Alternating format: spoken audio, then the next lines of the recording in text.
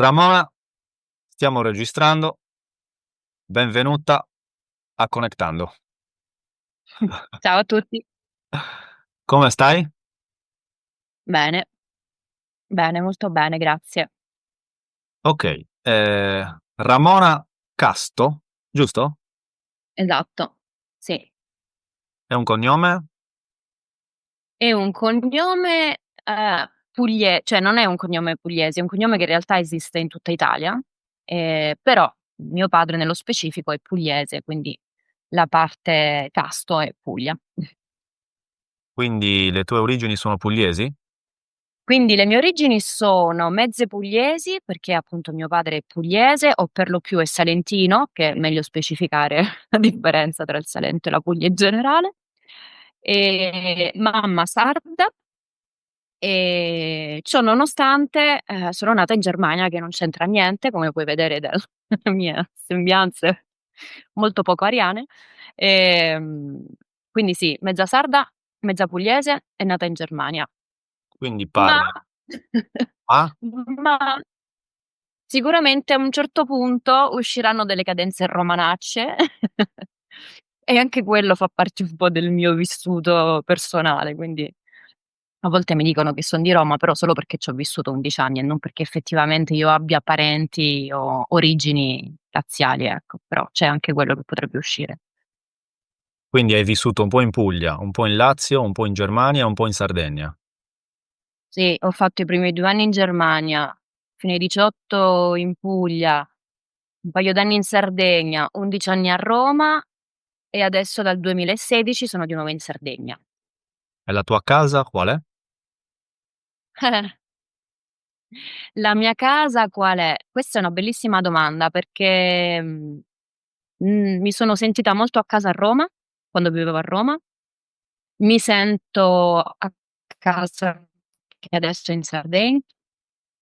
Però alla fine, mi sono data una risposta che volevo per forza sentirmi, come quando si chiede alle persone: "Tu di dove sei?" E le persone con come dire, con molta passione, no, dicono: "No, io sono sardo, sono pugliese, sono questo." Io questa cosa non ce l'ho mai avuta e mi sono sempre sentita un po' male su questo perché non avevo la mia le mie radici. Alla fine, boh, io sto bene, cioè in questo momento sto bene qua. Prima stavo bene a Roma, poi magari, non lo so, tra 10 anni starò bene, che ne so, da un'altra parte, non lo so. Sto bene nel mondo. Ok, adesso sei in Sardegna sperduta tra i monti perché sei sparita per 10 secondi frizzata. Addirittura, non Non ci so credo. se, non so se sia successo anche, presumo di sì, poi nella registrazione, però sì, ti abbiamo persa. Ti abbiamo sentita, Okay, ti ho sentita, ma sei okay, sparita. quindi la voce si sentiva. Sì, dai, forse l'importante è Okay, quello. Quindi vivi tra i monti, okay. Ramona? Io vivo sì, vivo tra i monti, vivo diciamo vicino al villaggio delle Mimose, in provincia di Cagliari. Ehm Sono circa una trentina di minuti, 35 di macchina da Cagliari, in campagna tra i monti e quindi è molto probabile che sia per questo che ogni tanto la mia connessione, va via, ehm, e niente. Ed è anche molto probabile che a un certo punto sentirete intervenire anche 2 cani alle mie spalle che avranno qualcosa da dire. Molto probabile. Ricordaci il nome di questi cani? Ricordami. Rémi e Bambù, 2 fratelli gemelli completamente diversi l'uno dall'altro. Quindi un amante degli animali. Un amante degli animali sempre, sì. Sempre. Bene, Ramona, siamo qua per parlare di costellazioni familiari. Ta-da-da-dam. Tarararam. Di che si tratta? Eh, un tema bello ultimamente che si sente abbastanza spesso, devo dire. Ultimamente, cioè. Di cosa si tratta?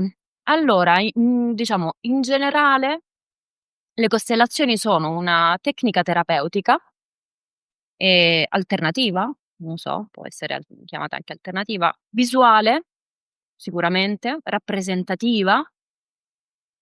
Che si può fare sia a livello individuale, quindi terapeuta o facilitatore, insomma chiamiamolo come ci pare, perché poi Vabbè, qui c'è una parte un po' burocratica del fatto se un costellatore familiare può essere anche il terapeuta, sai, in Italia un po' questo è un po' strano. Comunque chiamiamo o costellatore o facilitatore di costellazioni.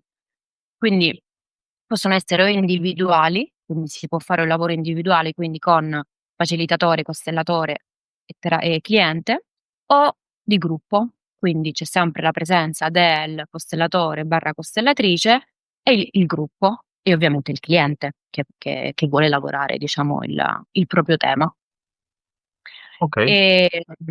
Questo diciamo, in linea di massima. Sono una tecnica terapeutica, sicuramente visuale, ecco, mi piacerebbe che questo sia abbastanza chiaro, nel senso che molto a volte sembra anche molto teatrale addirittura, soprattutto a chi si approccia per la prima volta dici: "Ma che è un teatro, una recita?" Terapeutica quindi, Terapeutica, sì, sì. per affrontare tutta una serie di, non so, Allora, problematiche, temi.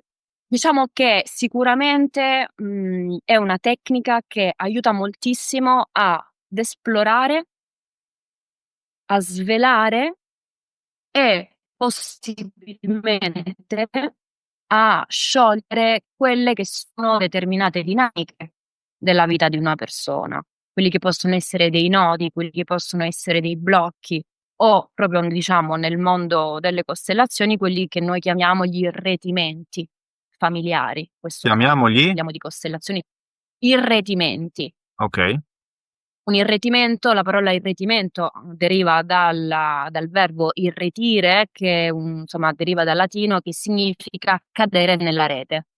È come quando tu butti una rete nel mare e tutti i pesci cadono nella rete, no, cosa succede? Prova proprio a immaginarti, no, l'immagine di questi pesci nella rete che non riescono più a muoversi mh-mh. in maniera fluida come quando nuotavano nell'acqua del mare liberi. E un po', l'irretimento è proprio questo, cioè quando noi non riusciamo a fluire, a vivere bene la nostra vita, perché siamo irretiti, quindi è come se fossimo intrappolati in una rete che non ci permette effettivamente di vivere noi. E quindi diciamo le costellazioni, proprio per come funzionano, servono proprio a far vedere magari questi meccanismi, no, questi irretimenti, quindi, si può indagare, è sempre tutta una grande indagine, quindi si aprono finestre, si aprono porte, si aprono delle nuove immagini, delle nuove possibilità. E quindi una volta svelato, può essere che si può sciogliere, si può semplificare, si può migliorare o no, nel senso. Però sicuramente già il fatto di aver preso consapevolezza di un qualcosa che prima non si sapeva, aiuta moltissimo a tutti noi, insomma, la consapevolezza penso che sia sempre uno dei passi fondamentali, no, Perfetto. Quindi, bisogna bene. Sì, prima di entrare, dentro e capire meglio come funziona, esplorare un po' il tutto, step back. Torniamo un attimo sì, a Ramona. Quindi abbiamo detto nata in Germania, vissuta poi sì, tornata da un padre pugliese, poi sei tornata un po' in Puglia, sei andata in Lazio e poi sei venuta in Sardegna, giusto? più o meno sì. Più o meno. Germania, Germania, Puglia, Sardegna, Roma, Sardegna. Okay, perfetto. Com'è che arrivano le costellazioni familiari nella vita di Ramona? Di punto in bianco? No, immagino di no. Di punto in bianco. Insomma, penso che niente arriva di punto in bianco nella vita delle persone. Appunto. Ehm, allora, come sono arrivate? Io quando sono arrivata in Sardegna nel 2016, Okay. ho iniziato una terapia personale Sì. con una terapeuta che appunto è anche una costellatrice familiare. E quindi io nella mia, diciamo, terapia personale, poi sono state integrate anche le costellazioni, okay, quindi io le ho conosciute ovviamente come cliente, come paziente, insomma, chiamiamomi come vogliamo. Ehm devo dirti la verità, la prima volta la prima costellazione che mi è stata fatta è stata una costellazione individuale, no? Quella che ti dicevo, quindi c'era la mia terapeuta e io eravamo da sole. E in quel caso le costellazioni si possono fare con diverse tecniche, o con dei pezzi di carta, che vengono chiamati papeles, o con gli omini della Playmobil. Ok, quindi Eh? sono proprio pupazzetti, no? Ti faccio vedere, sono proprio sono proprio i pupazzetti. Con questi, che ce ne sono ovviamente di tutti i tipi, grandi, ci sono i piccoletti, bambini, Questa quella insomma. individuale, dicevi? Questa, esatto, con questa, con gli omini della Playmobil, sono degli strumenti molto utili per fare le costellazioni individuali. Anche se esistono anche altre tecniche per farle individuali, però questi sono i più utilizzati, perché comunque sono proprio delle vere e proprie persone. Poi, per chi conosce o abbia mai visto almeno una volta in vita sua un omino della Playmobil, sono pieni di dettagli, per come sono vestiti, per come hanno i capelli, molti hanno molti attrezzi, strumenti, oggettini, quindi è molto interessante, insomma, fare un lavoro con questi per tanti motivi, però mo non voglio entrare in questo. Ma hai Quindi detto anche papeles? Hai citato dei sì, papeles? Pezzi di sì, carta? sì, Spagnolo? sì, sì, sì, sì, Un esatto. altro modo per farle individualmente. Esattamente, esattamente. Ok. Ehm, Vabbè, non voglio entrare nelle tecniche perché sennò non riusciamo più. Ehm, Niente, quindi la mia prima costellazione è stata con i pupazzetti e lì ho detto: "Boh, vabbè, cosa strana sta cosa, coi pupazzi". Poi, sono entrata nel primo gruppo di costellazioni invece di gruppo, appunto, e Mhm. lì ho detto: "No vabbè, questi sono tutti fuori di testa". Cioè ho pensato, cioè dove scusami, stava per uscire una bella parolaccia, cioè ma io dove sono cioè ma come ci sono arrivata a 'sto gruppo di pazzi esaltati. Io credevo fosse un copione, una recita. Pensavo che tutti, avessero un copione da seguire. Ehm, Però avevo una grandissima fiducia nella persona, nella mia terapeuta, nel senso, quindi ho detto: "Boh, vabbè, mi pare strano". Quindi la prima volta che sono arrivata in questo gruppo di costellazioni non ho fatto una mia costellazione, un mio lavoro, ehm, ho solo osservato e quindi sono andata via con molto devo essere sincera, molto smossa emotivamente, però non c'avevo capito molto. Anche perché, io sono una persona molto razionale di partenza, cioè, ho bisogno della logica, ho bisogno della razionalizzazione, ho bisogno di capire le cose. Poi è un paradosso perché poi in realtà quando entri in questi mondi un po' alternativi, ti rendi conto che insomma, come dire, la ragione o la razionalità ti serve fino a pagina 2, no, perché non per forza tutto deve essere spiegato o può essere spiegato. Comunque, ehm niente, poi ho continuato comunque, sempre per questa grande fiducia che io avevo nella mia terapeuta, che ho tuttora, ehm, a seguire questo gruppo terapeutico di costellazioni, finché, non è arrivato il momento in cui io sono entrata all'interno di un lavoro di un'altra persona. Quindi in questo momento potrei, se non è troppo, come dire, lungo il discorso, spiegare un attimino come funzionano proprio praticamente le costellazioni proprio praticamente quando si fanno, Ok, per sì. capire un po'. Dammi un attimo, però ci arriviamo, ci arriviamo. Avrei due domandine. La prima, Vai. quindi, è in qualche modo il dolore e la sofferenza che ti ha portata alle costellazioni? Beh, Chiaro. hai parlato una Sì. malattia, un problema, qualcosa? Giusto? No, ho parlato semplicemente che ho iniziato una terapia personale. Io quando Una sono terapia. rientrata, una terapia personale, sì, nel senso, insomma di psicoterapia. Quando chiaramente, ovviamente io penso che la maggioranza delle persone che si avvicinano a queste a questi temi, a queste materie un po' introspettive, perché comunque cercano innanzitutto di dare un perché, una ragione, o comunque di digerire un po' qualcosa che sia successo. O comunque nel mio caso è stato quello, poi non voglio mettere insomma tutti nello stesso, non voglio fare tutta l'erba un fascio, però sì, sicuramente per me è stato quello. Quindi io tornavo da Roma, avevo avuto un tumore al seno e quindi insomma era stato un periodo molto, molto brutto, avevo perso i capelli, insomma varie cose, insomma entrare un po' nel mondo oncologico è abbastanza un pugno abbastanza forte in faccia. E quindi poi avevo finito una relazione per me molto importante, quindi insomma mi sono ritrovata in un momento della vita in cui cambio di regione, cambio lavoro, cambio storia, cambio casa, cioè, non avevo praticamente niente più nelle mie mani di quello che pensavo eh, di avere. E quindi ovviamente, diciamo, ho cominciato questa terapia, sì, perché ne avevo effettivamente molto, molto bisogno. Ok. E Ascolta, ma prima del 2016 invece cosa c'è? Cioè, nel senso, eri già aperta a una serie di... sì, ero già aperta, sì, nel senso che vabbè, diciamo che mi sono sempre fatta domande abbastanza particolari fin da quando sono molto piccola.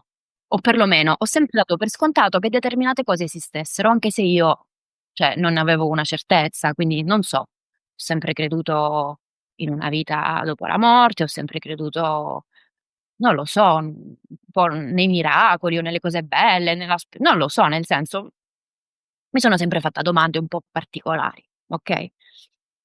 Poi vabbè, insomma, la vita ti porta qui e lì, nel mio caso letteralmente, qui e lì. Ho iniziato a fare una terapia personale, boh, non mi ricordo quanti anni avessi, non lo ricordo sinceramente.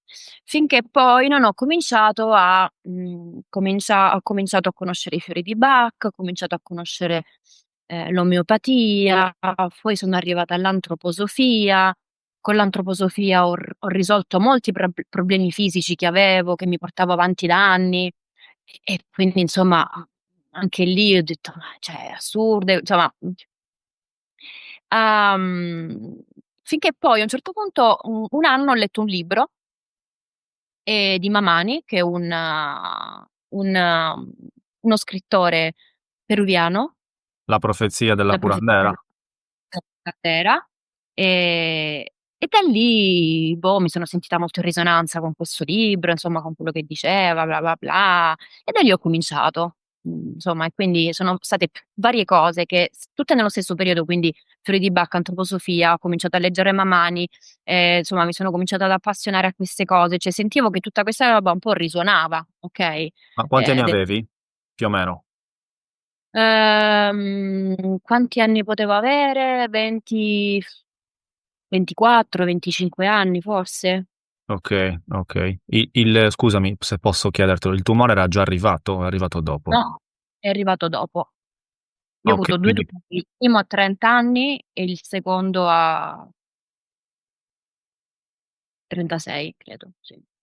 posso chiederti quanti anni hai ora? 22? Ah, Perché mi chiamo pensavo, Benjamin Button in realtà e quindi vado indietro nel tempo. pensavo 18. Ok. 41 compiuti praticamente da pochissimo. Ah sì? Eh, Non ti ho fatto il- gli auguri? Non mi hai fatto gli auguri. Forse non lo sapevo. Quindi Sicuramente non lo sapevo. sei un pesciolino o un Ah, ariete? ah, pesci, pesci. Ah, ok, quindi già una decina di giorni fa almeno. Il 15 marzo. Ok.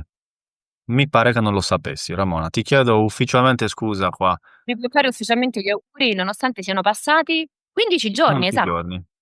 Ramona, tanti auguri per i tuoi Grazie. 41 anni, I tuoi 41 anni che sembrano 25, Simo, per che cortesia. sembrano sì, 18. Grazie, grazie. No, in effetti te li porti bene, lo possiamo dire. Non ti vedi bene, ma io so che te li porti bene. Continuo a non vedermi bene? Ah, adesso meglio, meglio. Se ogni tanto ti perdo, però adesso ti vedi, dai. Però Adesso comunque mi senti. sì, sì, l'audio penso sia rimasto più o meno pulito tutto il tempo. Sì, dai. Ok. Ascolta, quindi dicevi che intorno, boh, non si sa bene, forse 15-16 anni, c'era già questa specie, no, 15-16 anni no, più avanti? 24, 25 penso erano, più o meno quando ho Sì, però, iniziato con... però prima hai detto che avevi già una, insomma, un'apertura, una Sì, curiosità, ma da avevi sempre, da sempre. quello da sempre, ok. Sempre. perfetto, però il Non punto ti di posso dire che rottura c'è stato un momento in cui c'è stato un click in cui ho detto: "Ah", cioè, graduale. Ok. Fino che hai 20 e qualcosa, ti è capitato questo libro, vari ed eventuali, e pian pianino hai iniziato a scavare nella tana del bianconiglio. E hai visto che era molto profonda. Molto profonda. Fino a quando poi sono arrivate le costellazioni. Insomma, quando poi appunto sono arrivate queste costellazioni. Esatto, In esatto. realtà ti ho interrotta, stavi raccontando qualcosa sul libro La profezia della curandera, non so se magari Sì, diciamo quello è stato il momento in cui veramente ho sentito che c'è stato proprio un ho detto: "Caspita, questo cioè in questo mondo voglio andare, cioè in questa direzione che mi piacerebbe andare". Tant'è che poi da lì, ho conosciuto anche il mondo dei circoli delle donne, ho fatto dei corsi, sono diventata facilitatrice dei circoli delle donne, ho portato avanti un circolo delle donne per un paio d'anni, sempre qua in Sardegna. Quindi insomma poi, tutta la questione, di, energia femminile, la ciclicità, insieme a tutta la questione costellazioni ovviamente è inutile dirlo, cioè, visto anche considerando anche il nome del programma, cioè è tutto, interconnesso. cioè è tutto interconnesso, cioè per quello che ti dico, cioè io se oggi mi guardo indietro, mhmm, anche le cose più brutte che mi sono capitate, io le vedo completamente connesse a tutto, cioè non posso rifiutare nulla, non voglio rifiutare nulla, come dire, fa parte tutto del percorso. Va benissimo così. Hai unito i pezzi del puzzle e hai trovato una connessione, appunto, un Sai che senso. cos'è? Secondo me il puzzle è già unito, è che noi tendiamo di solito a volerlo disunire, cioè nel senso che quando ci capitano le cose che non ci piacciono, che ci fanno male, vorremmo staccare in realtà quel pezzo, no, perché comunque vederlo lì magari fa ancora male, però il problema è che non lo possiamo staccare. O comunque, anche se riuscissimo a staccare dei pezzi di puzzle, poi quando tu guardi il puzzle trovi dei buchi. E bello da vedere non è. E quel puzzle siamo noi, quindi insomma Quindi il puzzle è già fatto, però non vediamo tutti i pezzi probabilmente, no? secondo me sì. Ok, hai parlato di Circolo delle donne. Sì. Di che si tratta? I circoli delle donne allora innanzitutto i circoli delle donne non è niente di nuovo, sono sempre esistiti dal tempo dei tempi. Le donne si sono sempre riunite tra di loro, per vari motivi. Tuttora magari in alcuni villaggi magari, le donne ancora si riuniscono, magari per esempio, che ne so, spesso ci si riuniva, ehm, quando una donna magari aveva il ciclo mestruale, quindi nei giorni del ciclo mestruale, quindi ci si riuniva tutti in queste tende, che veniva chiamata la tenda rossa, dove una donna nei giorni in cui sanguinava era, come dire, doveva fare quello, okay, e quindi c'erano poi altre donne più grandi che si prendevano magari cura dei suoi figli se aveva figli, che le aiutavano, che le preparavano da mangiare, come dire, vabbè, questa è una cosa che Ma, adesso la gente dove e quando? secondo me succede ancora questo in alcuni villaggi, insomma sicuramente non in Europa, okay, Ok. e sicuramente in qualche villaggio africano, insomma. Sono cose che sono sempre successe, che succedono e ora ci sono molti gruppi, tra l'altro, di donne che, fanno anche questo, cioè, ci sono magari gruppi di donne che si riuniscono, restando magari nella questione proprio del ciclo mestruale, si riuniscono proprio, in quei giorni e magari vivono quei giorni disperse nella natura senza utilizzare le cose che ora siamo abituati a utilizzare, quindi assorbenti, cose, eccetera, e quindi si sta nella natura durante proprio quei giorni in cui c'è il sanguinamento, quindi per avere proprio un contatto molto arcaico, molto antico, no, Perché con proprio durante questi giorni qua? beh, perché comunque sono dei giorni estremamente importanti.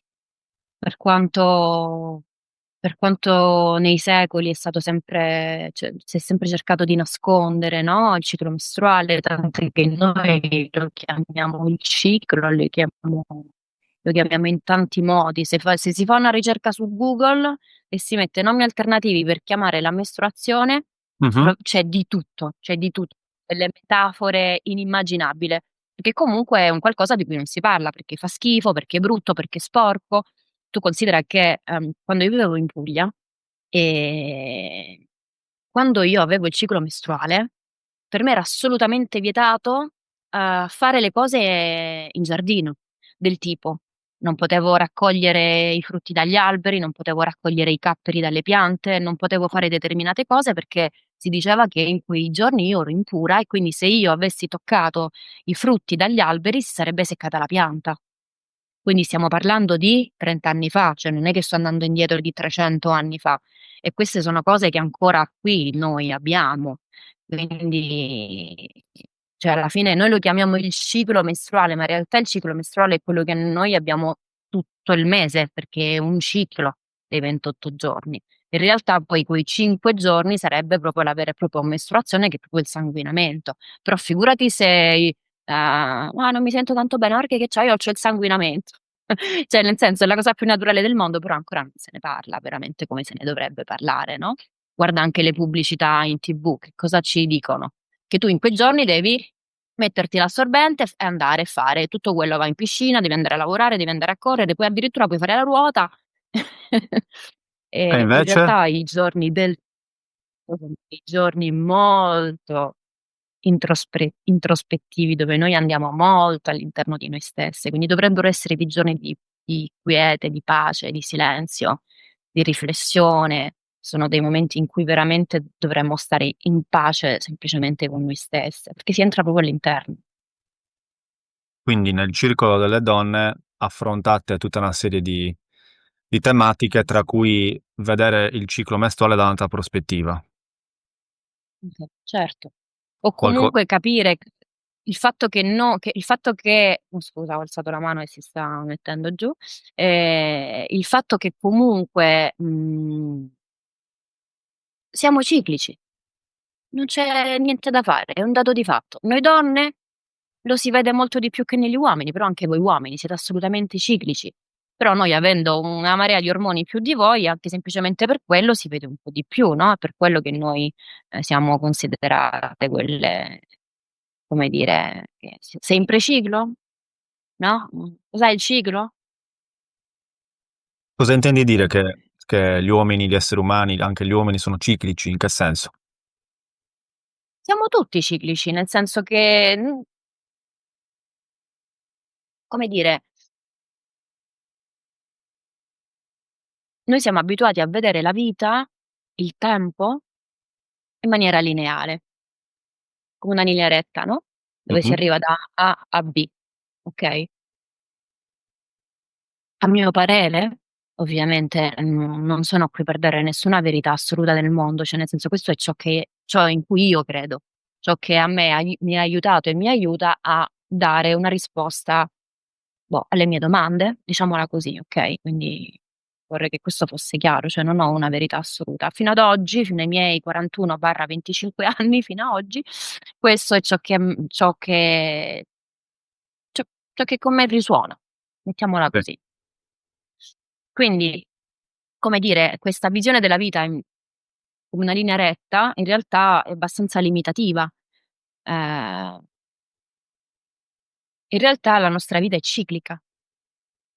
La nostra vita è come noi viviamo la nostra vita come se vivessimo in una spirale, no, dove da un cerchietto più piccolo poi si continua a girare, a girare, a girare, a girare.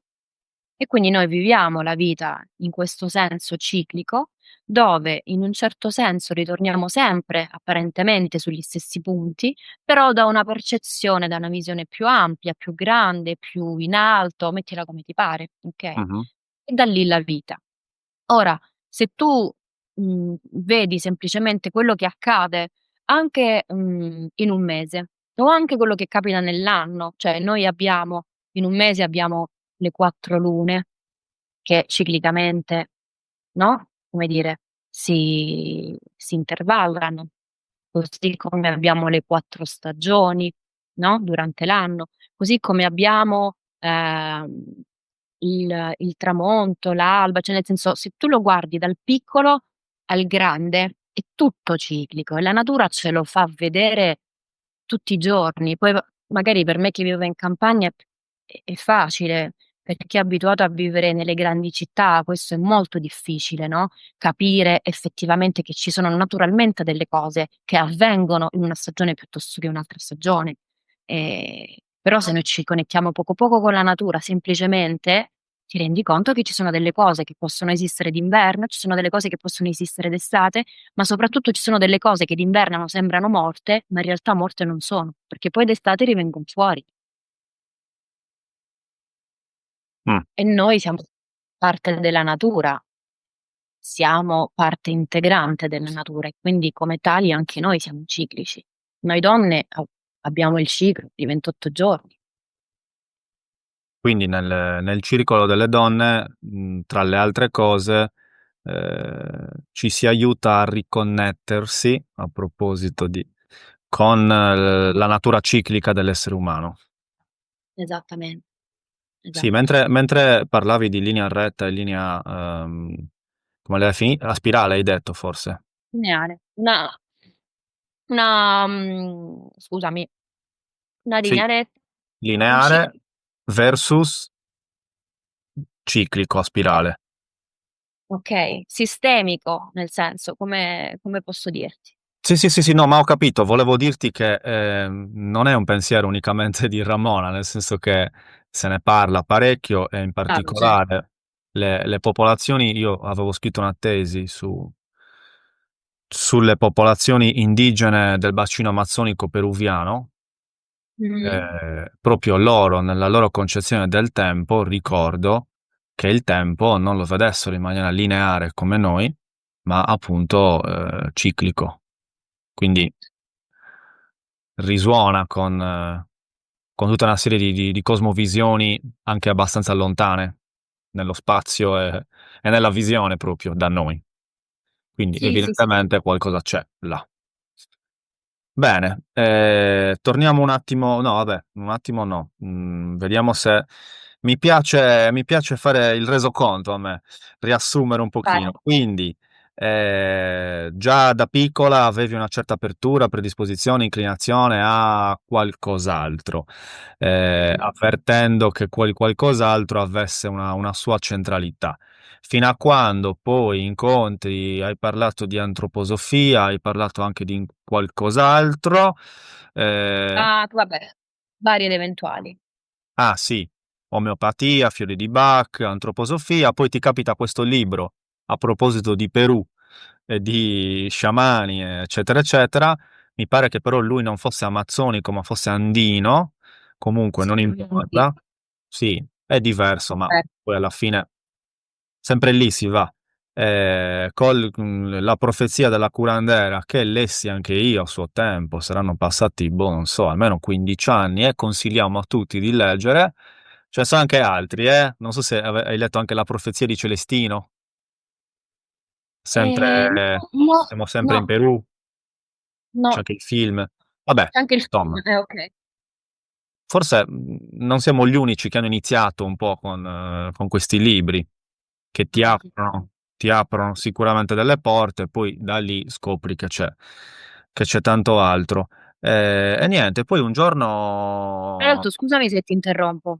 dimmi, Ora, noi stiamo andando così lontano in Perù, però alla fine siamo sardi. C'è un sì, libro molto, molto interessante, tra l'altro, che diciamo in maniera diversa, però è molto riferibile a quello di cui parla la profezia della curandera e si chiama, aspetta, com'è che si chiama? La donna delle sette fuentes, mi pare. La E donna delle Siete Fuentes, esatto, ed è ambientato nella zona di Santo Lussurgio, Siete che tra Fuentes. l'altro esatto, di Sette Fuentes, che tra l'altro è vicinissimo al paese di origine di mia mamma, dove io poi ho vissuto, dove c'era mia nonna fino a poco tempo fa, eccetera. E, e anche questa è una storia vera, così come la profezia della curandera, perché entrambe sono delle storie vere, comunque di persone realmente esistite, quindi non sono dei romanzi inventati. E quindi, insomma, senza andare così lontano in Perù, chi volesse approcciarsi può anche iniziare da questo, tra l'altro, è un libricino molto piccolo, Però dopo lo prendo perché ho un piccolo dubbio sulla donna delle sette Sì. Fuentes, però mi pare di sì, però dopo lo guardo. Ehm, E nulla, insomma, se vogliamo restare un po' più, perché poi anche noi abbiamo belle tradizioni anche su questo, insomma, senza dover per forza andare dall'altra parte del mondo, no? Però magari dall'altra parte del mondo, che sia Africa, Asia o Americhe, per un motivo o per un altro sono rimasti un po' più connessi Mm. con Sì, l'invisibile, chiamiamolo così, no? Noi, in alcune zone sì, sicuramente. certo, in alcune zone sì, in altre no, però rispetto a noi magari sono un Sì. po' più connessi. Bene, poi quindi accennavi che a un certo punto hai voluto iniziare una terapia, cioè hai incontrato praticamente le costellazioni familiari. All'inizio eri un po' spaesata, avevi qualche dubbio, come capita spesso, ma questo, cioè, penso che chi più chi meno, quando inizi un percorso di un certo tipo, all'inizio, abituato magari a tutt'altro, soprattutto appunto qui in Europa, qui in Occidente, dica, ma questi, boh, un po' San Tommaso, no? Un po', non lo so, sì, ma no, boh, vabbè. Niente, ma alla fine comunque hai, insomma, hai approfondito, hai continuato ed eccoci qua, no? Sì, ed Quanto è eccoci qua. passato? 10 anni? Beh, sì, 9 dal 2016 ad oggi, Più o nel meno. momento in cui siamo conosciute, sì, esatto. E nel Sì. frattempo che è successo? Nel frattempo è successo di tutto e di più. Vabbè, dove vogliamo proseguire? Dalla parte personale o dalla parte di... dammi dei dettagli. 20% personale, 80% costellazioni. Ok, cosa è successo? È successo che poi io a un certo punto... come faccio a... Allora, è successo questo. Innanzitutto, bene che ognuno si metta in dubbio per qualsiasi cosa ascolta e vede nella vita, perché, Mhm. come dire, soprattutto oggi che è pieno di tantissima gente che si improvvisa a fare tante cose, credo che sia sempre saggio che le persone in un certo senso si interroghino, no? Su quello che stanno ascoltando, su quello che stanno vedendo, eccetera, eccetera, perché comunque non stiamo parlando di fave e cicoria, insomma, stiamo Mhm. parlando di cose che, insomma, che arrivano veramente all'interno delle nostre anime, quindi va bene interrogarsi. Comunque, tolta questa parentesi di filosofia e di saggezza, cosa è successo? È successo che, sempre all'inizio di questo mio approccio con questo gruppo terapeutico, sono stata scelta, e ora vi dirò anche cosa significa essere scelta nel gruppo, per rappresentare la madre della persona che stava facendo il suo lavoro personale. Ora, mi fermo un attimo su questo racconto per dire che cosa significa essere scelti. Quando si fanno le costellazioni di gruppo, ok? Quindi c'è il costellatore barra costellatrice, la persona che porta il suo tema personale, quindi il cliente, il paziente, chiamiamolo come ci pare, e il gruppo di persone, ok? Ora, che cosa succede? Che è veramente una rappresentazione come teatrale. Quindi la persona porta il suo tema, ci sono vari modi di costellare, quindi adesso non starò lì a dirli tutti quanti. Facciamo finta che in questo caso la persona racconta un po' il suo tema, dice quello su cui vuole lavorare, quello che lo sta bloccando, quello che gli sta dando fastidio, bla bla bla bla bla. Quindi in quel caso la costellatrice, magari già in base a vecchi colloqui che ha fatto con questa persona, decide che cosa mettere nel campo. Il campo è quello spazio proprio fisico e non solo fisico che si crea durante il lavoro. Ok? Quindi la costellatrice può essere che dica al cliente: ok, tra il gruppo scegli una persona che rappresenti tal dei tali, che può essere tua madre, tuo padre, ne so, stiamo parlando magari di una malattia, scegli una persona che rappresenti la tua malattia, o stiamo parlando di un'emozione che magari blocca il paziente, e quindi il cliente, e quindi magari scegli un rappresentante che rappresenti la paura, la rabbia, veramente, le costellazioni sono uno strumento veramente che serve per qualsiasi tema, ok? Cioè, è proprio al servizio della vita delle persone, perché si può applicare a qualsiasi tema della vita di una persona, quindi si può costellare veramente qualsiasi cosa. Ora, torniamo al caso specifico di quando io ho veramente capito la potenza di questa tecnica. Quindi io all'interno del gruppo non avevo ancora fatto nessun mio lavoro personale, se non il primo, quello con i pupazzetti che dicevo prima. Quindi vengo scelta per rappresentare la mamma di questa persona che stava facendo il suo lavoro, okay? Io questa persona non la conoscevo, non sapevo niente della sua vita, tanto meno non sapevo niente della sua famiglia.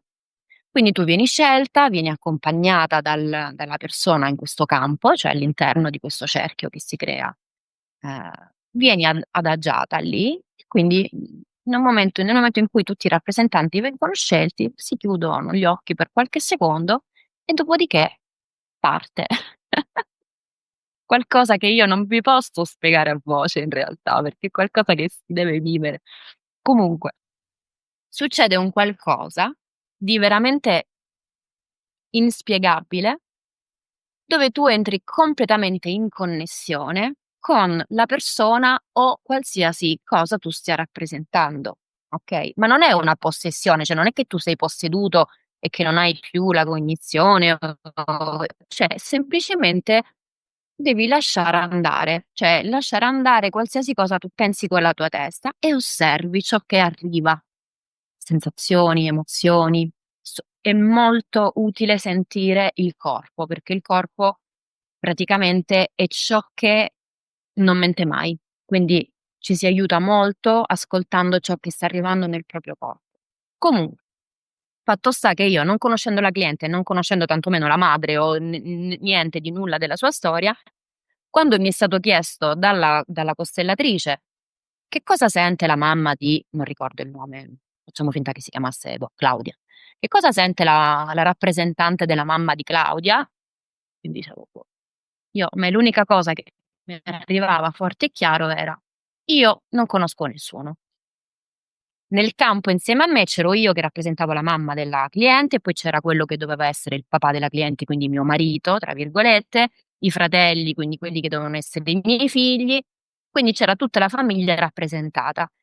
Io l'unica cosa che a me arrivava forte e chiaro era: io non riconosco nessuno, non conosco nessuno, io qua non ci faccio niente, non voglio avere a che fare con nessuno, lasciatemi in pace. Erano le uniche cose che a me mi arrivavano forte e chiaro. Erano le prime volte che io frequentavo i gruppi di costellazioni, quindi ovviamente c'è un senso di, inesperienza, di dire: "Sicuramente sto sbagliando, sicuramente non sto dicendo la risposta giusta, sicuramente non devo sentire questo, ma devo sentire qualcos'altro, perché davanti a me c'è mio marito, davanti a me ci sono i miei figli, com'è possibile che io non sento niente?" Quindi io continuavo a farmi tutti questi ragionamenti nella testa, okay, però mi arrivava talmente forte quel messaggio che io non volevo avere nulla a che fare con quella gente che io conoscevo, che alla fine verbalmente io ho messo fuori quello. Comunque il lavoro termina, ora non ricordo, eccetera, eccetera. La cosa fulminante è stata alla fine della giornata, insomma del pomeriggio di costellazioni, non ricordo come è uscito fuori il discorso e mi è stato detto che la persona che io stavo rappresentando, quindi la mamma di "Claudia" tra virgolette, della cliente, soffriva d'Alzheimer e che quindi lei non riconosceva più nessuno dei suoi familiari. Questo a me mi ha tipo, come dire, mi ha fulminata, perché in quel momento ho capito perché io sentivo così forte quella sensazione, ma ripeto, io non sapevo niente, né della persona, né tantomeno della sua famiglia, né tantomeno della malattia della mamma. Una malattia che tra l'altro era, praticamente ormai super andata avanti, e quindi questa signora veramente non riconosceva più nessuno Ma nella sua questo è la tua famiglia. prima volta? È successo questo nella tua prima volta con le costellazioni familiari? Questa è stata non ricordo se è stata la prima volta, questa è stata sicuramente la prima volta, io, non so, magari avevo no, sicuramente la prima volta che ho assistito a un gruppo di costellazioni familiari non ho fatto né un lavoro mio e né tantomeno mi hanno chiamato per fare da rappresentanti, quindi ho solo assistito. Che quando ho pensato che erano tutti pazzi e quando ho pensato che c'era un copione, che tutti avevano già un copione da dire. Ok. Okay? Questo è stata la seconda volta, la terza, non lo ricordo, comunque tra le prime volte. Però questa è stata proprio la volta che ho detto: Boom. cioè, boom. Ok. Ripeto, sono una persona molto razionale, quindi nella mia mente poi dopo era: davvero io sono riuscita a collegarmi così facilmente con quella signora lì? Mm. E davvero io sentivo quello, cioè quindi per una persona razionale come me, riuscire a lasciarsi andare a un qualcosa di completamente, tra virgolette, "inspiegabile", perché poi sicuramente si potrà spiegare, in un con una facilità, con una umiltà, con è stato folgorante e lì ho detto: "Wow, cioè questa tecnica è veramente pazzesca". E da lì no, poi non ho mai più smesso né di frequentare i gruppi, né di fare terapia la mia terapia personale, finché poi a un certo punto, qualche anno fa, ho deciso proprio che volevo studiarla e quindi diventare io stessa una costellatrice familiare. E quindi anche lì tra varie vicissitudini sono riuscita ad iniziare, ho scelto di studiare in Spagna, nella stessa scuola che aveva fatto la mia terapeuta, nonché la mia mentore in questo caso anche. Ehm, e quindi ho Possiamo dire qual è la scuola? sì, credo di sì, si chiama Meta Escola, Barcellona, no? Istituto Barcellona, esatto. Una scuola insomma abbastanza anziana, c'è da tantissimi anni. Vabbè, in Spagna tu lo saprai meglio di me, stanno abbastanza avanti con tutte questi temi. Per loro non è strano, cioè, per loro non è strano, parlare di costellazioni, così come non è strano di parlare di tante altre cose. E oltre al fatto che lì, anche a livello burocratico, anche la professione di costellatrice è un lavoro riconosciuto, no, è tutta un'altra cosa. Sì? È Quindi proprio riconosciuto in per Spagna. questo sì, sì, sì, assolutamente, E in Italia assolutamente. no? Tu considera io domani mi posso svegliare e fare una scuola di costellazioni in Italia, così Ah, come fanno tutti. Sì, nel ok. senso che mi posso inventare quello che voglio, perché non c'è una regolamentazione. Ah, ok. Invece in Non c'è Spagna esiste. In Spagna sì, certo che c'è. Quindi senza il diploma che rilascia una scuola, in Spagna non puoi operare, diciamo, mentre in Italia sì. In Italia nì, non c'è una regolamentazione. Quindi è come se io ti dicessi: "Ti sto facendo la pozione magica con le foglie dell'ulivo". Ok, ok, ok. È la stessa cosa, okay? Ma e tu questo diploma l'hai preso poi, sì? Il diploma poi l'ho preso E in operi? Spagna, più o meno, non ancora, l'ho appena preso a febbraio. L'ho appena terminato adesso a febbraio. Ok, facciamo gli auguri retroattivi, si dice a, Ah, a Ramona. Ok, molto interessante. Prima di approfondire, eh, sì. riprendiamo la definizione iniziale che ci hai dato di costellazioni. Ho Cosa detto c'è? che è una tecnica terapeutica, Ah, visuale, rappresentativa, che, aiuta ad esplorare, a svelare e possibilmente a sciogliere i meccanismi, insomma gli irretimenti che impediscono un po' alle persone di vivere serenamente la propria vita.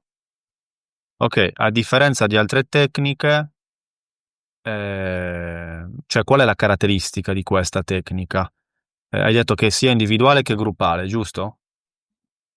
Però è intuibile, però ci vuoi dire cosa la differenzia da altre tecniche terapeutiche? Cos'è la differenza? Beh, dipende, cioè nel senso, come ti posso rispondere a questa domanda? Cosa la differenzia nel senso, cioè la sua caratteristica qual è? Se assistiamo a una costellazione familiare gruppale, succede qualcosa che in altre tecniche, diciamo, di solito non succede, no? Appunto. Beh, sì, beh, oddio, immagino che anche nello psicodramma di Jodorowsky, mi pare, no? Anche lì c'erano proprio delle cose molto, molto, molto visuali, molto teatrali, dove comunque si facevano delle azioni, dove si dicevano delle frasi, quindi anche lì, diciamo, che lì si vedeva un qualcosa del genere. Come Certo, io dire, quello che differenzia, che no, niente, dimmi, dicevo dimmi. che io stavo immaginando la classica seduta dallo psicologo, no? Appunto, sei seduto e in qualche modo parli, esplori, eccetera, eccetera, eccetera. Invece qua, se fai lo spettatore, sei Vedi? seduto, altrimenti sei in piedi, no? C'è un'azione. Certo, certo. Chi, diciamo, facciamo finta che siamo un gruppo di 20 persone, Sì, una persona è la cliente e sta sì, seduta vicino alla costellatrice, altre 5 persone sono state scelte per fare da rappresentanti e quindi sono in piedi all'interno di questo campo, e poi le altre, se ho fatto bene i conti, 14 persone che restano, o 13, sono sedute, che sostengono il lavoro e che osservano, ok? E ti posso perfetto. assicurare che nessuno esce da un lavoro di costellazioni senza che in qualche modo lo abbia toccato, anche chi rimane seduto, Sì, sì, sì, ne so okay? qualcosa, ho È proprio una partecipato a diverse tu hai partecipato, costellazioni. okay. Quindi insomma, è molto, sì, certo che è molto diverso dal classico stare seduto, cioè non, soprattutto perché quando tu parli, cioè se io sono cliente, sto parlando con la mia terapeuta, okay, io sto dando quella che è la mia visione di un problema, ma la mia visione è comunque già piena del mio giudizio, delle mie interpretazioni, okay? La realtà dei fatti è che quando tu metti in scena dei rappresentanti esterni, e lì, per quello che ti dico, è una tecnica che esplora e svela, cioè nel senso e che aiuta il cliente ad avere una consapevolezza diversa, perché molto spesso tu hai in testa un'idea di un qualcosa, ma quando tu vedi quello che viene fuori in quella rappresentazione, in quell'immagine nel campo, tu puoi avere una visione completamente diversa di quello che tu hai pensato fino a 5 minuti prima. Ed è quella la consapevolezza che spesso aiuta anche semplicemente ad avere quella nuova visione aiuta. Non per forza, perché poi non tutto può essere risolto, cioè nel senso le costellazioni non sono una bacchetta magica, eh. Cioè tu non è che fai un lavoro con le costellazioni, questo vorrei che fosse chiaro, le costellazioni non sono una magia che tu fai una costellazione e hai risolto il problema della tua vita o i problemi della tua vita. Cioè è un modo per poter indagare, per poter vedere oltre, per poter vedere meglio, per poter iniziare a vedere meglio un qualcosa. E sicuramente, considerando che stiamo parlando, poi ci siamo persi un pezzo importante, noi stiamo parlando di costellazioni sistemico-familiari, cioè significa che hanno a che fare con tutto quello che è un sistema, cioè quindi un gruppo di elementi interconnessi tra di loro. Okay, quindi le costellazioni servono assolutamente a mettere ordine. Ok, però Mhmm, dici che non è qualcosa di magico, però in un certo qual modo accade qualcosa di magico, perché qualcuno potrebbe chiedersi, ma com'è che delle persone apparentemente esterne a me, in una specie di mh-mh, rappresentazione teatrale, possono tirare fuori delle cose, dare delle risposte che hanno a che vedere con me? Quindi, che risposta mh-mh. danno? Come rispondiamo a questa ipotetica domanda che si potrebbe sollevare? Esiste una Cioè se è risposta? magia oppure no? No, no, vabbè, ma Qual lasciamo, è la domanda? dovremmo capire anche cos'è la magia lì, però nel senso accade Eh. qualcosa di tra virgolette magico. Tu la volta che hai fatto la mamma di Claudia, non ricordavi niente e poi ti hanno detto che lei aveva l'Alzheimer, quindi cavolo, com'è possibile questa cosa? Cioè, com'è possibile che con le Mh-mh. costellazioni si riesca tramite delle persone esterne a toccare dei temi interni? C'è una Perché spiegazione. sì, perché quando noi quello che noi chiamiamo campo, no, io ho usato più volte il termine di campo, okay, Mh, nel campo, nel momento in cui si mette si inizia a fare un lavoro del genere, si crea un campo morfogenetico, viene chiamato, in cui si riesce ad entrare completamente forse è una parola troppo grande, in cui si riesce ad entrare in connessione con ciò che stiamo facendo, con ciò che stiamo andando ad indagare, okay? Cioè in realtà la realtà dei fatti è che noi siamo sempre tutti interconnessi gli uni con gli altri. Cioè non è che quando si entra nel mondo delle costellazioni siamo più cioè, come dire, c'è la magia e ti fa connettare. Noi siamo sempre connessi. Cioè è come se noi vivessimo la vita è come se noi vivessimo la vita in una grandissima ragnatela, okay, gigante. Tu immagini una ragnatela gigante che prende tutto il mondo, tutto l'universo, tutti i pianeti, non lo so.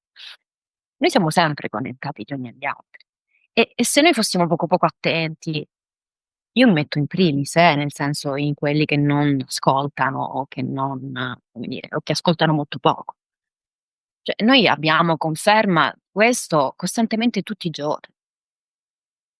Ma in tantissime piccole cose. Quindi, in questo caso delle costellazioni, ti posso dire, c'è un campo, si creano proprio delle energie, viene chiamato un campo morfogenetico in cui si entra in contatto con queste persone. Allo stesso queste persone, in questo caso sono persone, però possono essere veramente, mhmm, altre cose. Però la realtà è che noi siamo sempre connessi. Okay, e Però perché dimmi.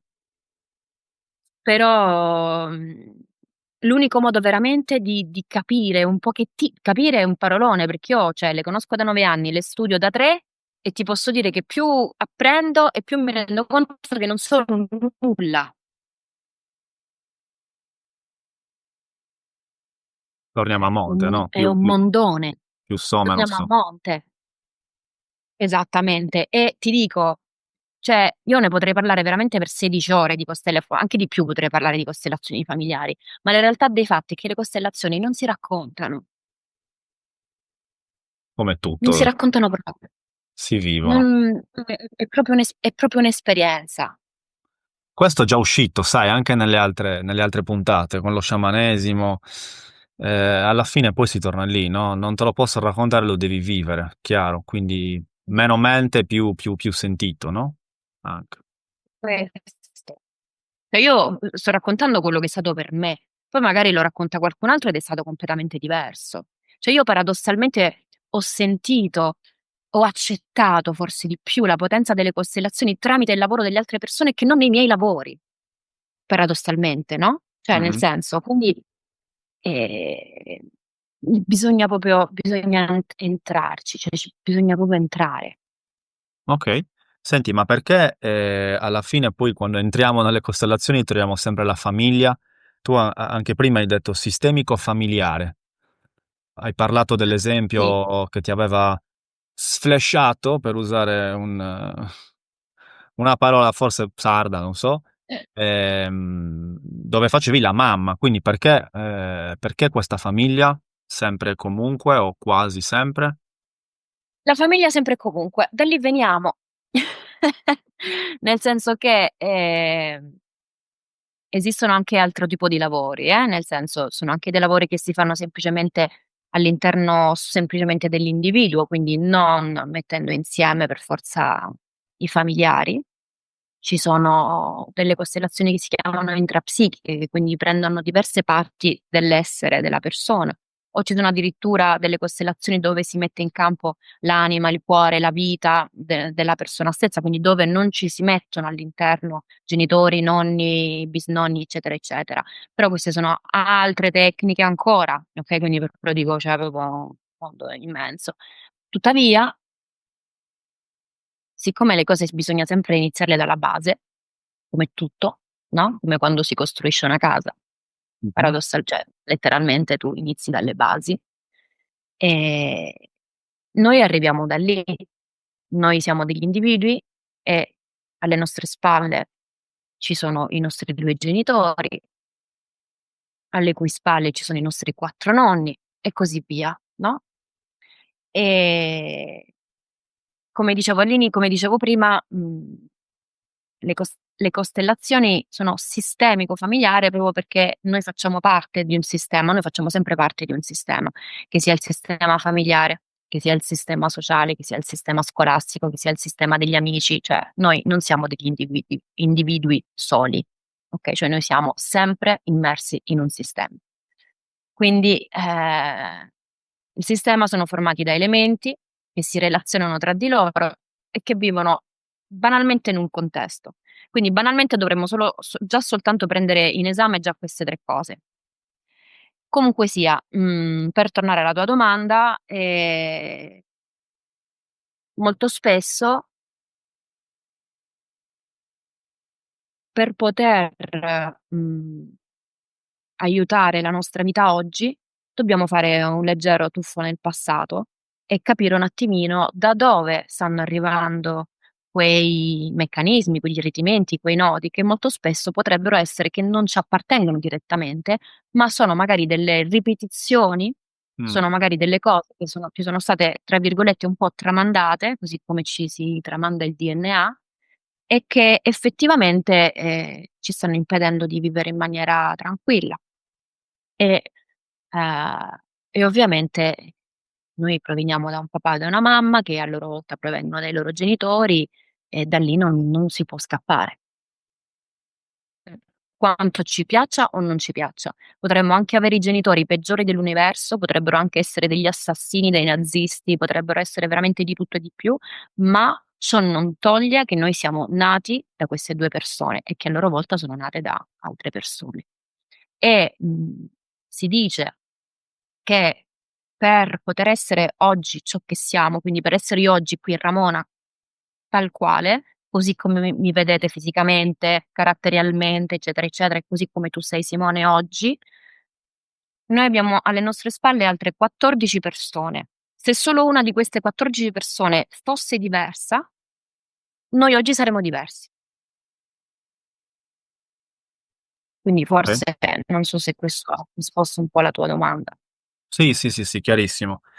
Quindi praticamente, gli irritimenti, i blocchi, eccetera, eccetera, possono riguardare, noi in primis, però magari, li abbiamo noi perché sono dei blocchi non risolti, boh, da un nonno, da un trisavolo. Mi pare che Esa Jodorowsky lo chiamasse il fantasma transgenerazionale, che fino a quando non c'è qualcuno nella famiglia che risolve quel problema, si tramanda anche alla esattamente, successiva generazione e non si risolve.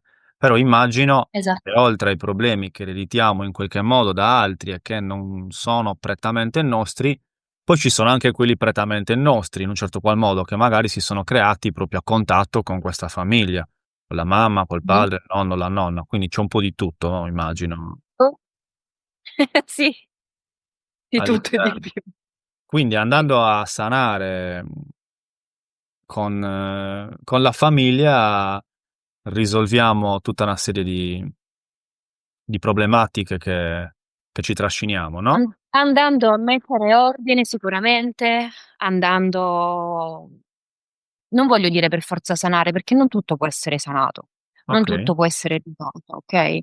Quindi per quello vorrei che passasse anche questo, per il fatto che non sono una bacchetta magica, perché a volte a parte il fatto che, a volte veramente per riuscire a fare un lavoro di un certo tipo ci vogliono veramente tanti anni. Ehm, quindi,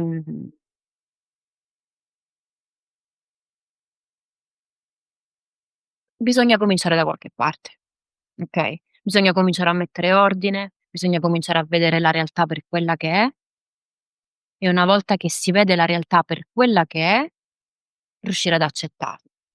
Che questa realtà si possa cambiare, quindi migliorare oppure no. Un okay. po' ques Quindi se io ho un tema che, non so, può essere un malessere fisico, un malessere interiore, una curiosità, non so, qualsiasi cosa che io voglia approfondire, magari possa andare da un antroposofo con l'arte della parola di Maria, la prima intervistata, possa andare, da uno sciamano, come magari, potrebbe essere Gabriele, possa andare da un pranic healer o possa andare da un costellatore familiare. Col costellatore familiare presumibilmente, se scegliamo la terapia gruppale, mi ritroverò in un ambiente con altre persone dove il mio tema verrà tirato fuori e dove presumibilmente avrò un padre, una madre e dei forse altri familiari o qualsiasi altra cosa da scegliere, all'interno del quale poi si crea una sorta di atto scenico sulla falsariga, ma non troppo, del teatro, dove succedono delle cose, Mh-mh. Esatto. dove ci Dove succedono colleghiamo. delle cose completamente in maniera spontanea. Ah-ah, spontanea, niente di Oh, preparato, sì. no, niente di preparato, niente di preparato, anche perché una cosa che non ho detto molto importante, però è che non voglio entrare cioè troppo nel tecnico, però Ah-ah, quando, tutto quello che avviene a livello spontaneo viene sì. poi osservato, okay, e una cosa molto importante per l'osservazione di quello che accade è la fenomenologia, okay, che è proprio la scienza del poter osservare e descrivere senza nessun giudizio quello che sta accadendo. E un bravo costellatore deve essere bravo a osservare senza dar nessun tipo di interpretazione a quello che sta accadendo. Cosa voglio dire? È molto facile, soprattutto quando si fanno dei lavori di un certo tipo, che vengano fuori delle storie molto pesanti. Possono uscire storie di stupri, di incesti, di assassini, di persone che vengono uccise, vengono fuori molto anche i temi della guerra, eccetera, eccetera. Quindi è molto facile, come dire, mettersi dalla parte di uno piuttosto di un altro, Mh-mh. okay? È facile dire come dire, è facile additare un padre che magari ha stuprato la figlia, okay? È molto semplice. Ma un terapeuta, un costellatore veramente in gamba deve riuscire a essere completamente senza giudizio e guardare tutto quello che sta accadendo con gli stessi identici occhi. Mh. E questo è ciò che è la fenomenologia, cioè osservare ciò che sta accadendo senza giudizio. Ma, deve essere bravo il costellatore e deve essere bravo anche il non il paziente, ma non so, i costellanti, non s gli aiutanti Clienti.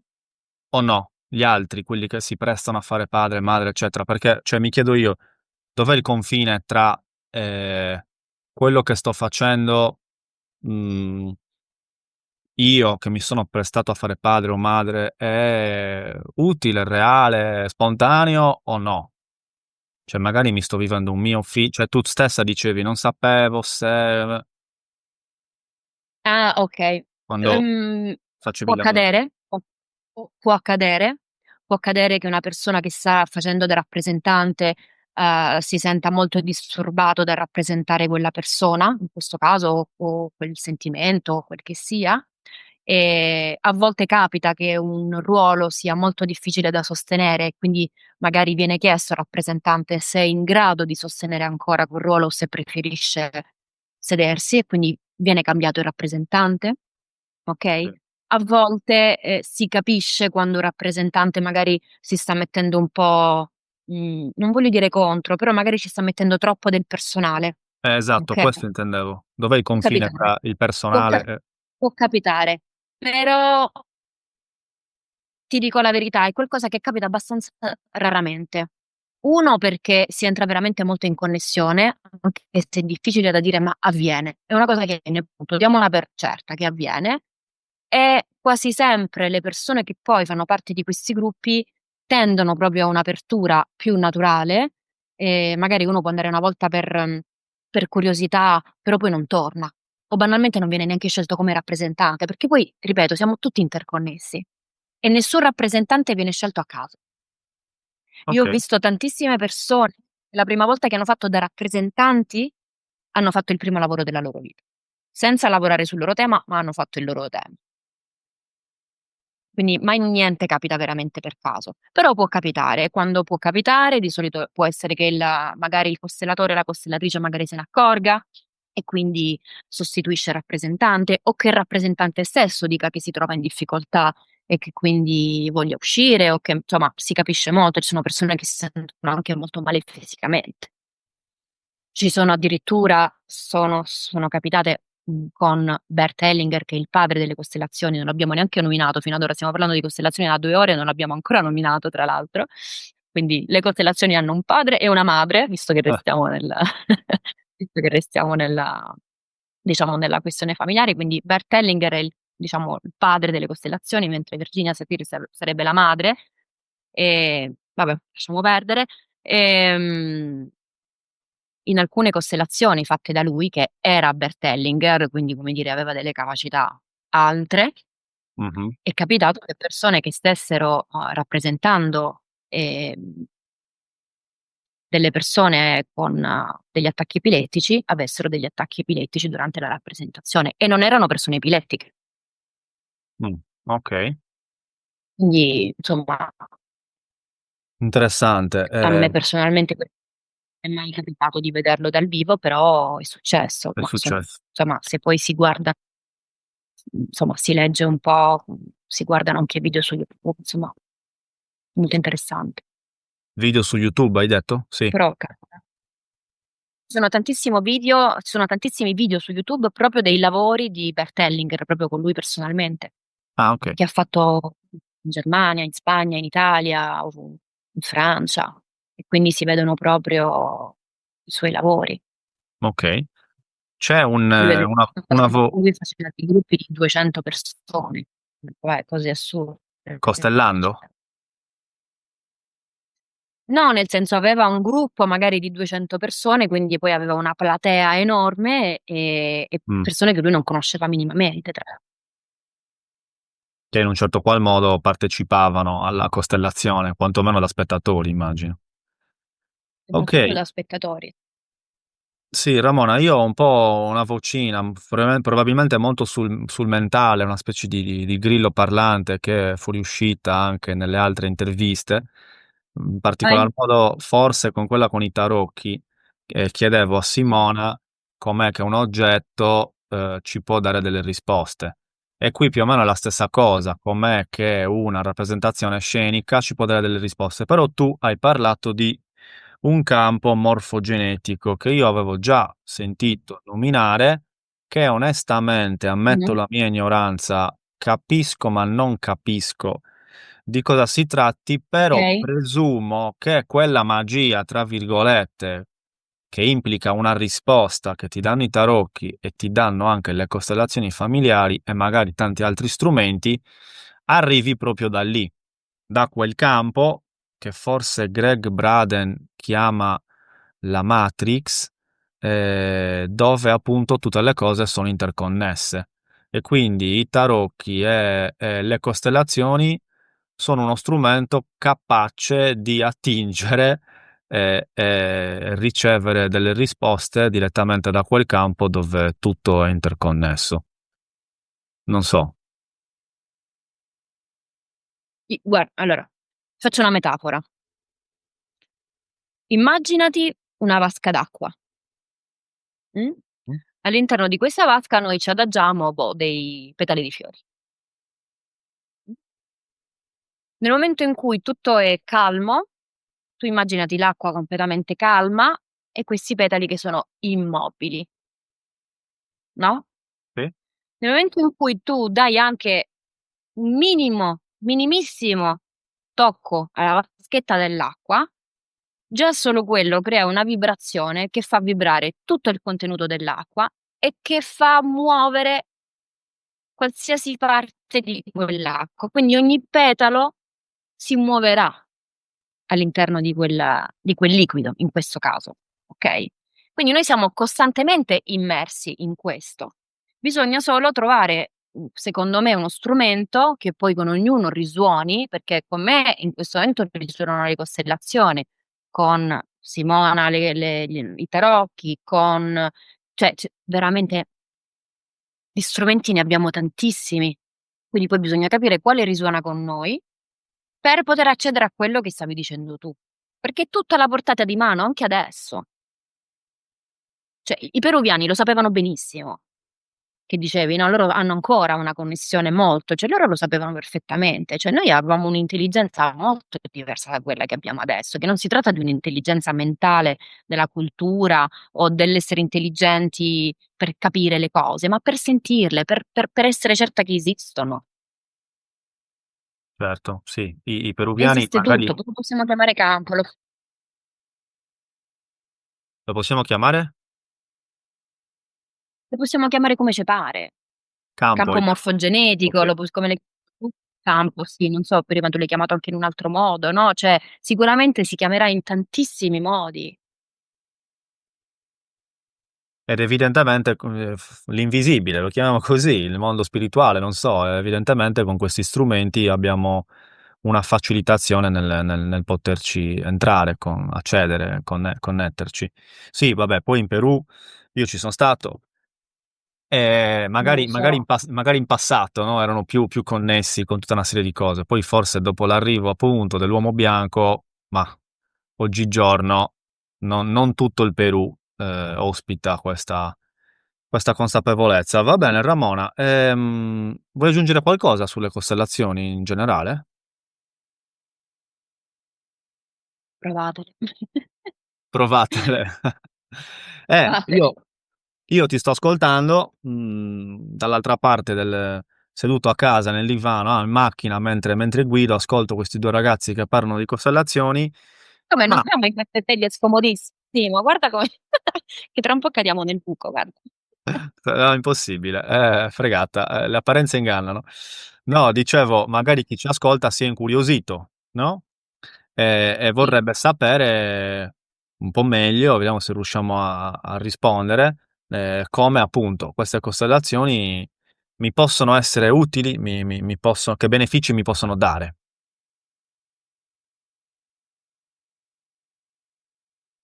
Quello che abbiamo detto finora. Riassumiamolo Aprire in nuove finestre, mettere aprire una nuova visione, avere una diversa consapevolezza, vedere la realtà per quella che è e accettarla, possibilmente accettarla. È come dire, se io so qual è la realtà, se io so qual è la verità e non quella che io mi sono fatta fino ad oggi, sono libera, perché sono una persona adulta e senziente, di poter scegliere. Secondo me quello che noi ci fa vivere male è quando per un motivo o per un altro non siamo in grado di scegliere. Se io accetto, proprio l'atto di accettazione di qualsiasi cosa è un atto di apertura. Il rifiutare qualcosa è un atto di chiusura e se io sono chiuso, non solo sono chiuso per qualcosa che può entrare dentro di me, ma sono anche chiusa in qualcosa che può uscire. Quindi se noi riusciamo ad avere una visione un po' più ordinata, un po' più chiara, un po' più vera e senza giudizio delle cose, possiamo essere più in grado di accettarle, anche quelle che non possiamo cambiare. Secondo me questo è una cosa, mhmm, molto bella del lavoro delle costellazioni. okay, quindi aprire qualche porta Non che so se magari sono riuscita a spiegarmi bene, sì, perché a sì, me sì, sì, sembra sì. di sì, perché ovviamente so di cosa sto parlando e ce l'ho bene in mente, però ecco poi magari dall'altra parte sembro un po' vaneggiante, non lo so. No, no, no, a me è arrivato. Volevo dirti delle cose, ma poi le ho perse. Non è facile stare da questa parte e essere connesso al 100%, però magari con le costellazioni posso aprire qualche porta, che adesso parlo in generale, parlo un po' per tutti, che magari ti può connettere appunto con un qualcos'altro che ancora non conosci, no, che magari ti potrebbe meravigliarti, no, potrebbe farti, ehm, vivere, potrebbe cambiarti un po' la prospettiva delle cose, no, tra le tante cose che possono succedere con le costellazioni. Bene Ramona, mi sa che ci stiamo dirigendo verso la fine. Mi ero segnato delle cose, vediamo un po', mi sa che le abbiamo toccate praticamente tutte. Sì. Ci sarebbero le ultime. Vabbè, ce n'è un'altra che mi è venuta in mente. Non so se la vuoi. Mm, Vedi tu vai. se rispondere al volo o no. In tutto ciò la scienza dove sta? Allora, se mettete costellazioni familiari su Google, dirà che è una tecnica terapeutica non scientificamente provata. Ok? È Ramona che ci dice in merito. Provatele. Non posso dire altro. Ok, a prescindere dalla scienza, Come posso proviamolo. spiegare come posso spiegare a parole No, in questo caso qualcosa? non In ti questo caso chiedevo. tu mi chiedi, secondo me scienza c'è? Ma sì, come vedi tu la relazione tra scienze e costellazioni, o semplicemente la Quindi la scienza. fisica quantica spiega tutto, ragazzi. Però qui entriamo in altri campi. Quindi comunque la scienza in un certo qual modo ci si sta anche avvicinando, dai, mettiamola così. Assolutamente sì. La fisica Perfetto. quantica molto. La fisica quantica molto? La fisica quantica, sì, lo può spiegare molto bene, ma non chiedermi di spiegartelo, per favore. Non te lo chiederò. Ti chiederò invece, Ramona, per finire, di consigliarci un bel libro o un bel film inerente e attinente alle costellazioni o no. Scegli tu. Ne hai uno e uno, libro e film. Allora, inerente alle costellazioni, io consiglio un libro che ho qua, che si chiama... Si vede? No, No. praticamente no. Va bene, si chiama Riconoscere ciò che è. Mm, Me l'avete sentito dire moltissime volte, riconoscere ciò che è, riconoscere ciò che è, riconoscere ciò che è. ok, E questo è, nello specifico, è un'intervista che viene fatta a Bert Hellinger da una giornalista. ok. E quindi lui risponde a delle domande. Tuttavia, oltre ad essere un'intervista, comunque ci sono degli esempi di lavori, di costellazioni. È un libro molto interessante. Io penso di averlo letto 3-4 volte almeno, perché poi vai indietro, vai avanti, insomma, ogni volta che lo rileggi insomma, ci trovi nuove cose. Ehm, In alcuni punti è un libro anche molto duro, perché tratta temi molto duri, quindi insomma è sicuramente una cosa che potrebbe accadere per chi non ha mai, come dire, conosciuto il mondo delle costellazioni da dentro e comincia semplicemente da fuori, potrebbe capitare A, che odi completamente Bert Hellinger, che lo consideri un maschilista super radicato nel patriarcato e mezzo Mm, nazista. Ok. E soprattutto quando si tratta alcuni temi, può essere che le persone abbiano proprio un grandissimo rifiuto di determinate cose. Quindi questo può accadere. sì. Ma la scrittrice, cioè come dire, la giornalista stessa che ha fatto questa intervista a Hellinger, lei inizia proprio il libro dicendo questo, cioè quando io ho conosciuto per Hellinger per me era tipo un pazzo sciroccato e poi invece parlando con lui cioè, si è resa conto di altro Ok. e lui potrebbe essere uno di quei personaggi che o si amano o si odiano. Un film? Un film, allora hanno fatto una serie televisiva su Netflix che parla di costellazioni familiari, che si chiama Another Self. Mm, L'ho vista, hanno fatto 2 serie, 2 stagioni fino ad ora e devo dire che è fatta abbastanza bene. Tuttavia, per chi la volesse guardare, vorrei sottolineare il fatto che è una serie televisiva e quindi è molto romanzata e quindi passa molto il messaggio che fai una costellazione, pam, tutto si risolve. Non mhm. è così. Però, considerando tutto il resto, potrebbe essere un approccio leggero, interessante e carino che si avvicina molto al reale mondo delle costellazioni. Ok, perfetto. A proposito di consigli, ho 100 euro a disposizione. Mm. Cosa potrei comprarmi? Regalali a me? No, scherzo.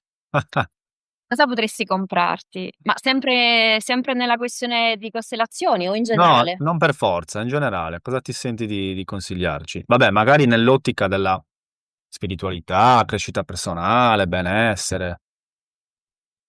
Allora, io consiglierei una cosa che per me è stata un'esperienza meravigliosa, che sarebbe quello di andare di solito in agosto nella zona di Seulo-Gadoni. C'è una cascata meravigliosa che si chiama Sastidiosa, rimaniamo Mm. sempre qua in Sardegna ovviamente, dove fanno dei concerti serali in questa cascata. Ehm, per me è stata una delle esperienze più belle della mia vita. Mm. Sì, proprio a livello dell'anima, proprio a livello di emozione, proprio è stato bellissimo, sia per, per la, cioè per ciò che si vede, perché insomma è una. Tu ci sei mai stato? Fastidiosa? Mi pare proprio di sì, ma non con un concerto in corso. Ok. Il nome stesso della cascata, praticamente è un nome in sardo che significa, non so se è su o sa, stidias, insomma, sarebbero le gocce. Quindi è una cascata diversa da tutte le altre, perché non è una cascata con un getto unico grande, ma è proprio fatta di milioni e milioni di piccole goccioline. E quindi questi rumori di piccole goccioline hanno un suono completamente diverso da una cascata normale, e che quindi si connette perfettamente a un concerto musicale. Ovviamente poi non è che fanno i concerti heavy metal. Certo. C'è un laghetto in Quindi prossimità della cascata, ricordami. è il fiume, perché lì c'è il fiume Mendoza che passa. Quindi tu hai la cascata e poi sotto c'hai parte del fiume Mendoza, dove appunto poi è tutta quella zona là. Quindi puoi seguire anche tutto il fiume, e tra l'altro un trekking bellissimo anche da fare sul fiume Mendoza, tra l'altro. Mhm. Sì, un mio consiglio è: comprate il biglietto per vedere un concerto estivo a Sastidiosa. Quindi li organizzano proprio ripetitivamente, insomma, Quindi durante la per stagione. ora ogni anno ad agosto, uno all'anno. Bene, magari ci andiamo assieme, tra qualche mese. Sì. Va bene, Ramona. Poi, stiamo per finire, per concludere. Nei momenti di Vai. difficoltà, che fai? Mm. Dipende, dipende dalla difficoltà Certo. e dipende da quale momento del mio ciclo sono. Ok. Allora, sicuramente musica. Per me musica mi aiuta tanto. Canto, adoro cantare, quindi ascolto musica, canto, piango. Dipende, se ho proprio bisogno, magari cerco un'amica, un amico con cui voler chiacchierare, se sono più in un momento di voler metter fuori, dipende. Ci vai nuda nel bosco? No, purtroppo qui ci sono più case di quelle che vorrei, quindi non posso farlo, se no lo farei molto volentieri. Che mi pare che Gabriele avesse risposto così. Infatti, tra poco arriviamo a Gabriele perché la domanda che ha fatto Gabriele Però toccherà a ecco, te. mi hai fatto venire una cosa in mente che io adoro moltissimo, proprio una delle cose che a me non lo so, mi fa proprio essere in pace con tutto il mondo, è quello di fare il bagno, cioè andare in acqua, quindi immergermi nel mare. Nel mare. Se potessi, andrei nuda al tramonto a immergermi nella spiaggia di Scivò, che è la mia spiaggia del cuore. E al tramonto lo dico perché lì ci sono delle rocce, delle montagne di color rosso, che al tramonto c'è un colore che si può vedere soltanto veramente lì. E quindi sì, questa sarebbe la cosa che potendo farei. In qualsiasi momento mi sento male. Farci il bagni nudi nella spiaggia di Scivò. Ok. Ecco, Com'è? al tramonto. Al tramonto. Importante. Sì, tramonto e alba, due momenti ciclici importanti. Mm-mm. Ramona, stiamo quasi per finire. Hai a disposizione uno spazio pubblicitario nel cielo, una lavagna enorme come questa, però grande, che per qualche secondo tutto il mondo può vedere. Facciamo finta che esista una lingua Mh-mh. universale. Che ci scrivi?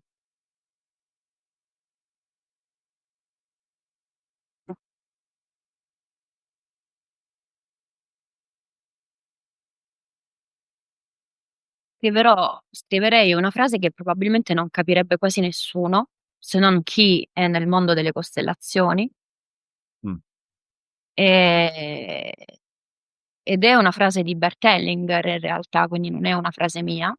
ok, Meglio, io la riadatterò a questo cartellone nel cielo, perché chiaramente la sua frase non era esattamente quella che sto per mettere insieme io, ed è quella di, perdere l'innocenza è l'unico modo di essere veramente liberi.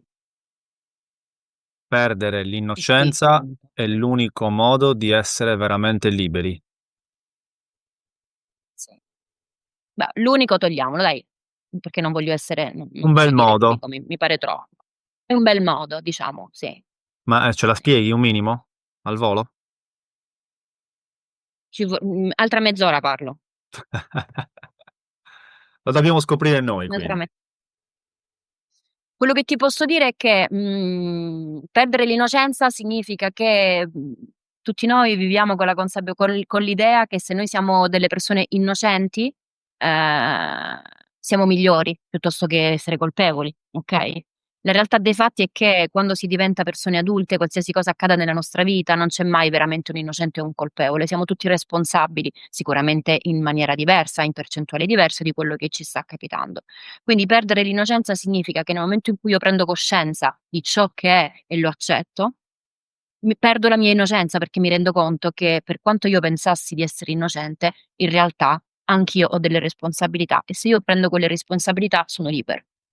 Perfetto, chiarissima. Grazie. Bene, Ramona, l'ultima è una domanda che tu devi fare al prossimo ospite, però abbiamo anche la domanda del precedente, Gabriele, che ha Okay, fatto, da in dove questo vuoi caso per iniziare? te. Ah, scegli tu. Ehm, ho troppo paura della domanda che arriverà. Ma no, dai, perché aver paura? Accettala. Sì, no, chiaro, l'accetto. Allora, boh, vai con la domanda. Vado con la domanda. Ma in Vai. realtà, forse è stato clemente Gabriele, nel senso che lui chiede: se potessi semplicemente cambiare qualcosa del tuo Mh. passato, qualcosa la devi cambiare, adesso la gliela rubo un po' io, la non dirmi: "No, accetto tutto, va tutto be" se potessi cambiare qualcosa, cosa Del mio passato hai detto? sì, sì, Eh? sì. Ah, okay, okay. Se potessi cambiare qualcosa del tuo passato, cosa e perché?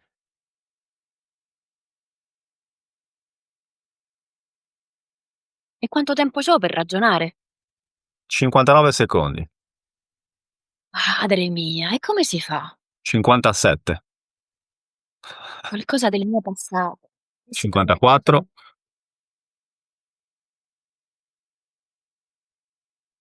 Non lo so, è troppo difficile. Qualsiasi cosa, tipo bacchetta magica? bacchetta magica, sì. Dio, forse inizierei a studiare prima.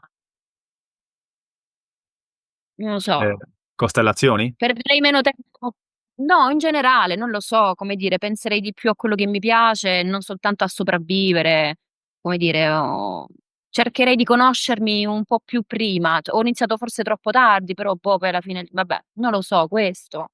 O mi drogherei di meno, non lo so. Ti Non lo droghi, so. Ramona? No, mi drogavo. Ah, okay. Quindi Papà, tu avresti questo video non lo devi mai vedere in vita tua, mi raccomando. come, come? Parlavo a mio padre: "Papà, tu questo video non lo devi Ah, vedere mai in vita tua." è la fine, non ci arriverà, sono gli ultimi minuti. Sì, si romperà le scatole molto prima, figurati. Quindi avresti deciso di connetterti prima, dai, mettiamola così. Dai, Bene, è una domanda troppo intensa per rispondere in 59 secondi. quindi la domanda di Gabriele in realtà era bella intensa. E tu che domanda hai per non si sa? Chi sarà il prossimo o la prossima? Allora, la mia domanda è la seguente. Se potessi scegliere di andare a pranzo o a cena, indifferente, Sì. con 3 persone, ok? Ah-ah. Queste 3 persone possono essere chiunque, del tipo personaggi storici del passato, personaggi dei film, personaggi inventati, personaggi di libri, santi, dei, chiunque. Cioè, quindi lui o lei può scegliere 3 persone di qualsiasi tipo. Io quando mi è stata fatta questa domanda avevo anche scelto Iron Man. Okay. Eh, però mi era stato chiesto 5. Io voglio essere un po' più cattiva e dico solo 3. E quindi deve scegliere 3 persone con le quali fare un pranzo o una cena e può decidere chiunque. Gesù, non lo so, chiunque. Con chi andrebbe a pranzo o a cena? Perfetto, interessante. Mm. Non ti chiedo con chi andresti tu, non dico con chi andrei io, altrimenti apriamo un'altra parentesi infinita. No. Ramona, qualcos'altro da aggiungere? In generale? In generale devo dire che mi sono divertita molto. Sì? Mi dispiace che siamo arrivati alla fine in realtà, ma penso insomma che la gente sia anche un po' rotta le scatole di ascoltarmi. E cos'altro? No, nient'altro. Vabbè, se ti sei divertita vuol dire che è andata bene, no? Sì, per me è benissimo. Spero che si stiano divertendo anche quelli che stanno ascoltando, però per me è Ma benissimo. quelli che ascoltano hanno l'opportunità mettere in pausa il video e io quando guardo un podcast, ti dicevo anche in privato, di solito difficilmente lo guardo in un giorno, cioè a parte che neanche mi siedo a guardarlo, lo ascolto mentre cucino, mentre guido, mentre faccio le faccende domestiche, quindi a più riprese possono sopravvivere. Dai, non penso che siamo stati così noiosi, dai. Dai, cioè per Va me bene. no, però No, neanche secondo me, però va ci sta. bene. Ognuno ha la sua visione. Va bene, Ramona, da Cagliari è tutto, dalle montagne pure, giusto? Le montagne è tutto, o comunque volevo dire che i miei cani non hanno fatto neanche un bau. Non è normale? No, Ma gli animali sono no, intelligenti, evidentemente hanno capito che in queste 2 ore, o non so quanto è durato, poi alla fine non magari, ho idea. forse 2 ore le abbiamo superate, non so, vediamo. Mm, Eh, mi dirai. Ti dirò. Niente, speriamo che poi la voce si senta, il video si veda bene, anche se ogni tanto ti ho persa, questo è sicuro. Chiediamo venia, ma doveva andare così. L'importante è Va che si bene. senta. Ramona, grazie mille, piacere mio e a presto. Grazie Simo, a presto. Ciao bella, a presto. Ciao. Ciao. Ciao.